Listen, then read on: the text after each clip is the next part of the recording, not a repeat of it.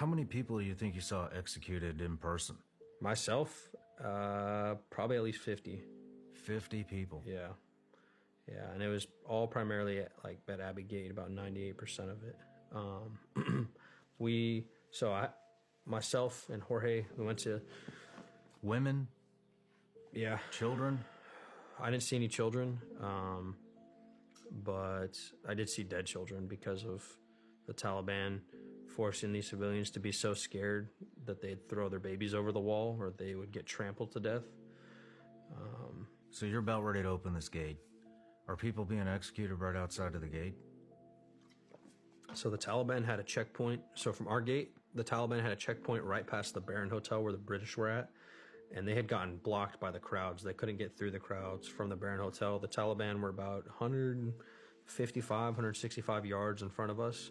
So that's where they were killing people and doing stuff. And those killings and beatings were happening more before we got there. And then died down a little bit because we could see them, and then shipping containers were moved out to set up like a blocking position for VBIDs to not be able to come through. Once those shipping containers were set up, it put a great wall in front of the Taliban that they couldn't be seen, at least by the guys on the ground. We were in an elevated position, so we could see everything that they were doing. And it was probably about 3 days or 2 or 3 days into that being at the gate that they put those shipping containers out there.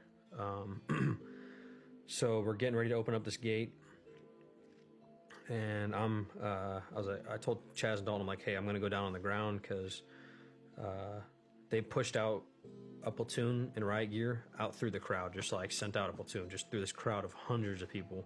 I mean, any one of them could have fucking detonated a bomb. And I mean, I've got video of this too. And so they pushed the platoon out to cordon off like a couple hundred of the people in the crowd. And we started opening the gate a little bit, and they just collapsed. And I mean, dudes were coming out. The funny thing is it's like,